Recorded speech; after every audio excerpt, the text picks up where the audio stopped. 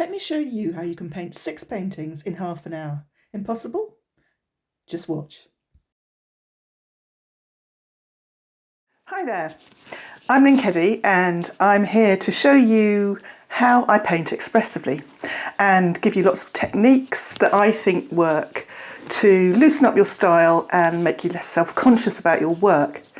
Now, I've just been out in the garden and it was so lovely. It was quiet and I just got completely absorbed by what I was doing, even though I knew I had to record this video. That's what painting's like as well. When you really get into it and stop thinking too much about what you're doing, it's just magical. You just lose yourself. And I love that about painting. I'm going to show you a technique which is useful in lots of ways. It's really about sketching in paint. And very often, I think I've heard people say this a lot, and it has happened to me and happens to me. If you paint one painting, you can very often get really stuck on it and get obsessed by it and not know why it's not working and all the rest of it. What I say to people is just put it away and leave it for a few days, maybe even a few weeks, maybe even a year, if it's that sort of doing your head in. And the reason for that is you get too close to things and you overthink things, and then it gets really tight and it's no fun. A way of overcoming that is by painting in series. So you paint 2 paintings at the same time, or 3, or 4, or 5, even 10, if you've got the space, and then just move from one to the next, and maybe only spend 10 minutes on each and keep rotating round. Now, if you haven't got the space, a great way of doing it is just by getting a piece of paper and dividing it up with tape. This is quite a small piece of watercolour paper. You could make it much, much bigger, or you could use a smaller piece and maybe just divide it up into 4. And what I'm going to do is have a fairly limited palette and just make marks across all of them and then see what happens and try and develop them and use different tools. The key is, I think, always to remember about tonal differences, values, lights and darks.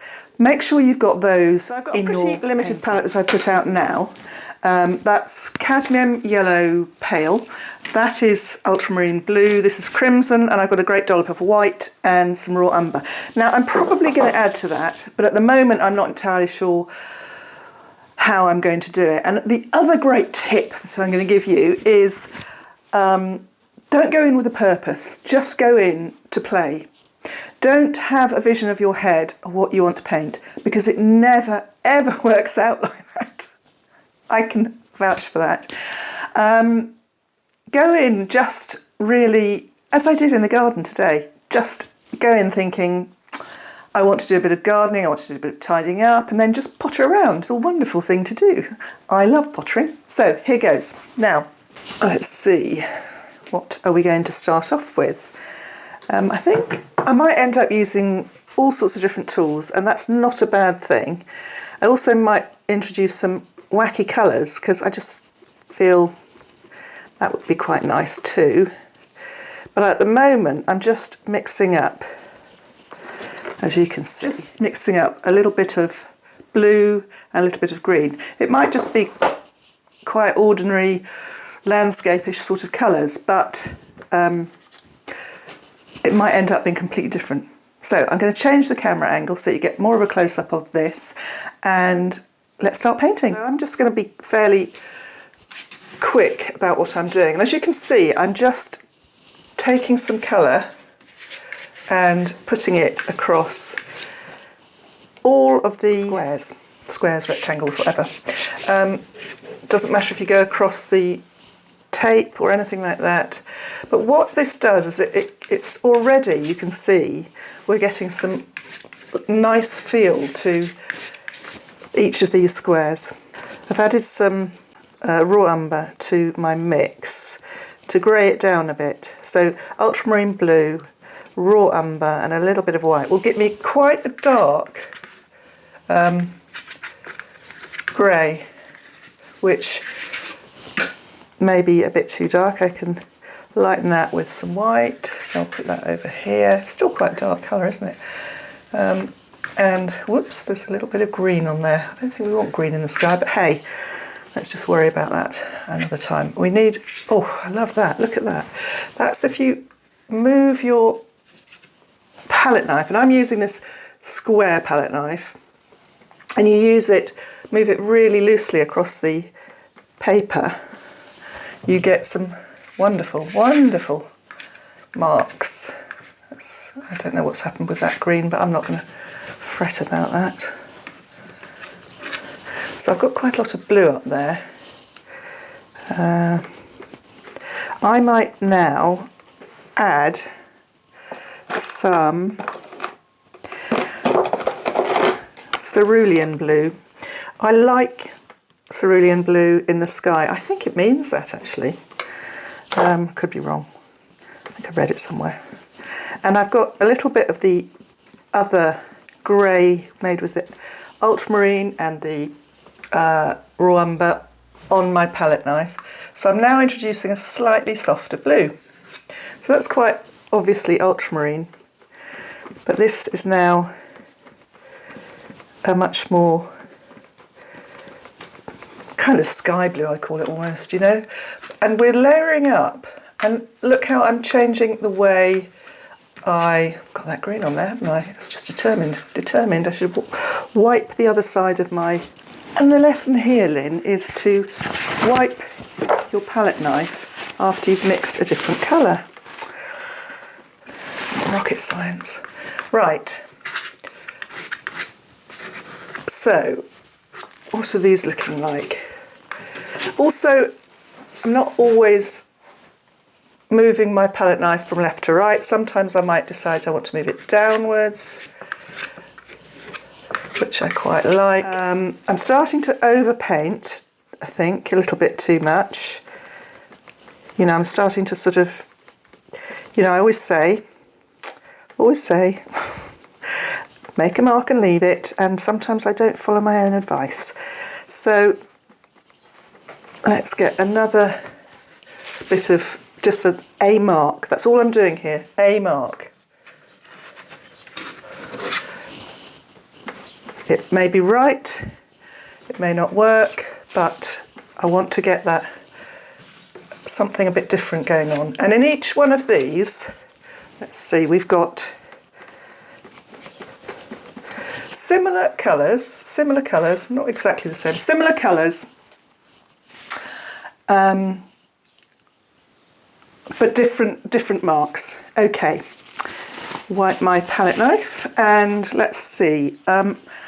I'd quite like to, and I don't know why I've got this in my head, but I just have.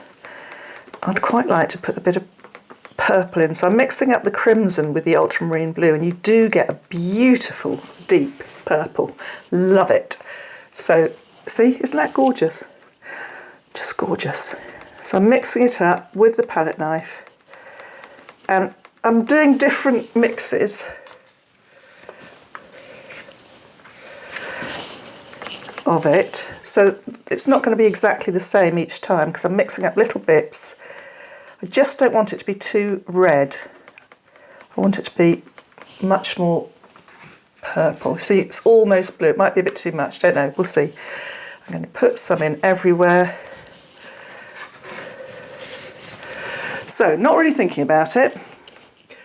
I'm putting a bit over here, and you know the reason why I'm putting a bit over there is just to balance it out a tiny bit, because we don't want great blocks of colour on one side and nothing on the other. So it's always worth remembering that when you're painting is the eye is led around the piece by the colour. So now you see you've got marks. They're just marks. They're not really anything in particular. The colour, I didn't mix the colour brilliantly, and I think I'm going to lose some of that when I take the tape off, but there is a little bit of crimson that comes through there, which is lovely. Okay, so I want to keep moving on this, so I'm just going to do a few, because it's wet and it's going to dry quickly. I do want to get some other things going on, so I'm just literally drawing in. Okay. Now I'm going to put in, I would like to have a complementary colour. Which one mix it? I don't know. Let's see, I've got the yellow and a bit of the crimson. What sort of an orange does that give me? Blood orange, lovely colour, gosh. Is that just going to be too much? Might just be too much, but if we just use a tiny bit, it might be okay. So there you go, tiny bit of that. Didn't mix up much, so could be in trouble there.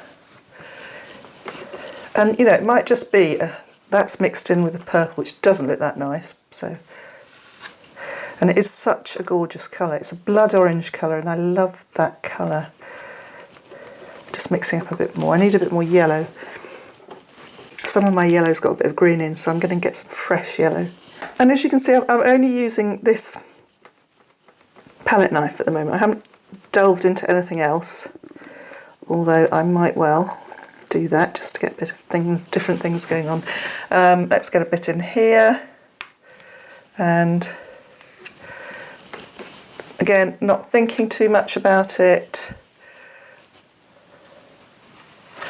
And I'm going to mix in some white into that and put some of that in the sky, because I love that colour in the sky. Really love it. It's just a sort of just a hint really of the orange, blue, a little bit of the grey that I've got in my palette, just to add some warmth into the sky. And it's just lovely. Where's my orange? There it is. Adding a bit more orange and a little bit white. That's a little bit lighter. It's gone from being that sort of beigey brown. It doesn't sound nice when you say it's a beigey brown, does it? Not at all. To, oh dear, come on. Can't get it. This might be a bit too yellow. Is it too yellow? Yes, it is. I've now got, oh, what sort of colour is that? What sort of colour is that? So I've got this colour,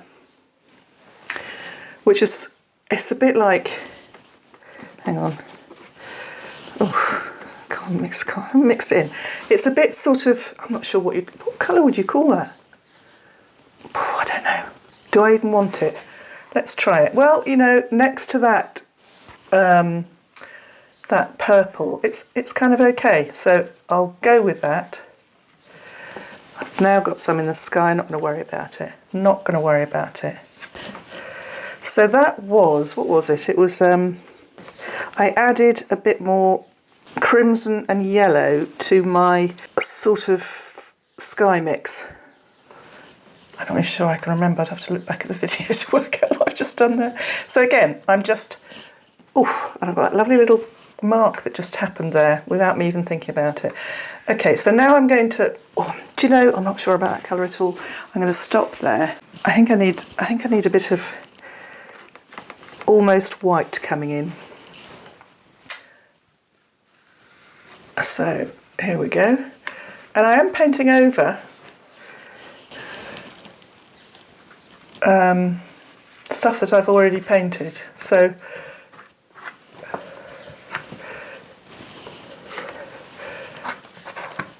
we're getting lots of layers. This one has not got much warmth in it, this particular thing, square, whatever. I'm not sure about that. I'm just scraping down. I'm not sure about that colour, particularly in the sky. So let's just,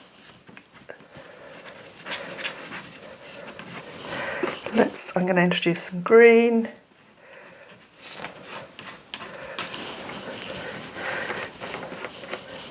I've got a mixture of purple and, is it purple? Yes, it's purple and green, just for a bit of something different going on. I'm going to get the, oh, Lynn. I've got to make that, change that. I'm going to scrape it off and put some blue back in. And let's get a pencil and use a pencil throughout this to get something else going on. It's drying really quickly. I think that's probably a good thing because I do want it to dry, but I don't want that in the sky. So we've got some lines going on there, and I'd quite like, what would I like? I'm going to get a grass. So this is, I cut the other day, and it's really dry, so goodness knows what's going to happen. But what I'm going to do is I'm going to drag, no I'm not, I'm going to paint it. Oh, all the seeds are coming off into my palette. Let's just drop that in and see what happens. We've got some nice interesting marks, and we've got seeds on the painting. Isn't that fun? Now there's a lot more paint on this one, so we've got some, again, weird marks going. I love doing this. It's just crazy but great. That's a bit too central, so I'm not overly wild about that. And I'm not, as you can see, worrying really about where all this goes. I think we need to introduce something a bit, let's think. So it's almost beginning to look like one painting, so it's difficult to differentiate between each of them. Let's not worry about that. I want some more layers, I think, so I'm going to push out a bit more white. And I don't want to overdo it. The thing about it now is that it's got some interesting marks, and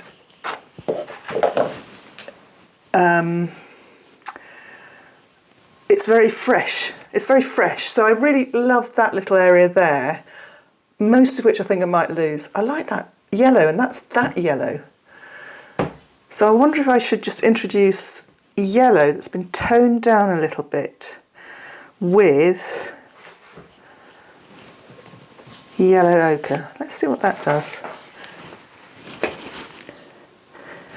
So I want a bit of yellow ochre. I'm going to try lemon yellow. I don't know if this is going to work. Don't know if this is going to work, and I'm probably going to put a little bit of white in. But let's just, again, clean off. This time I've got my trusty spatula. Okay.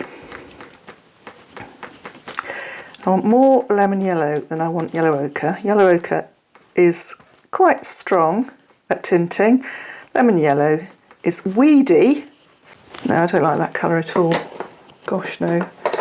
I'm going to put a bit of, oh dear, no, that's not nice at all. It's a sort of,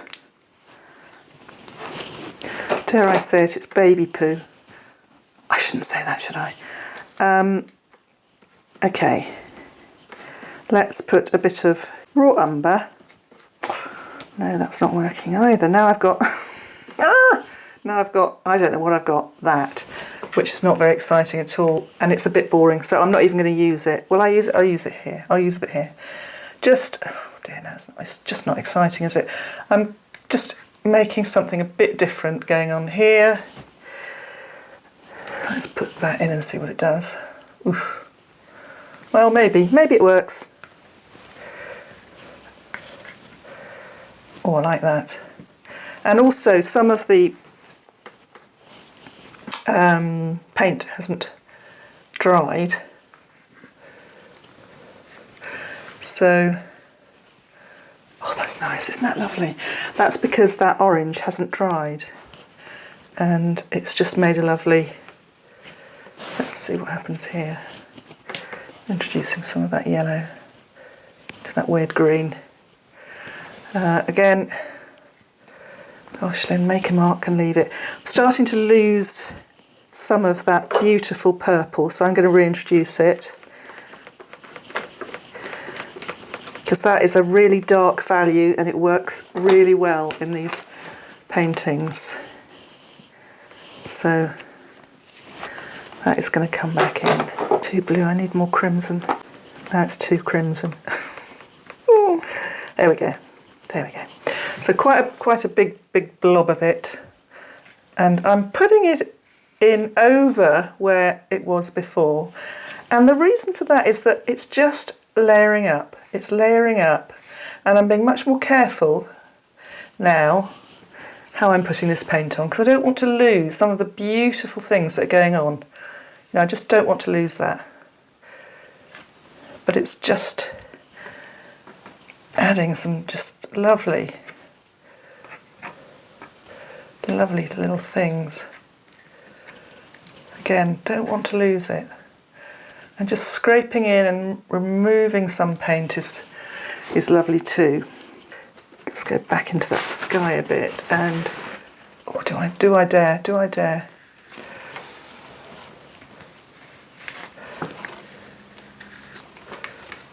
Get rid of that little corner there.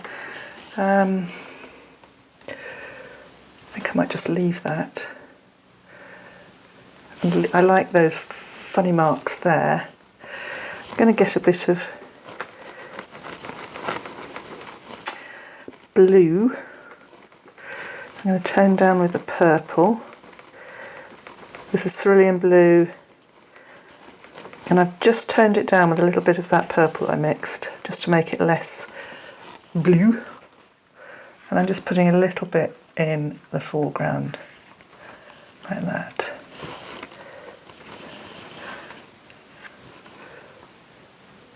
It's a sort of a very grey blue, I would call that.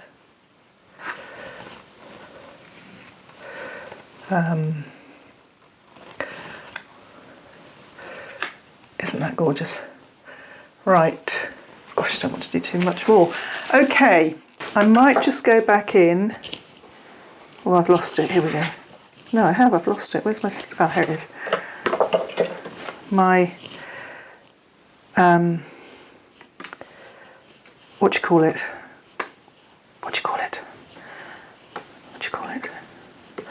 My grass seed, and just again, whoa, there's a great big lump of it there. Just again, just because it makes it's all floppy now. Just because it makes great marks, I'm just going to do a few. Isn't that great? I love that. I love it. I'm going to do this in one of my paintings. I've got a painting that I'm working on, and I can't. There's something wrong with it, and I think I need something in the foreground, and I could just make some fantastic marks in the foreground. Right. Let's leave it there, because we could just keep going and then it loses its freshness. I want to let it dry, and then we're going to peel off the tape.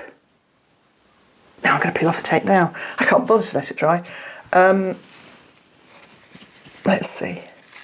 Let's see what it looks like. It's the reveal. It's very...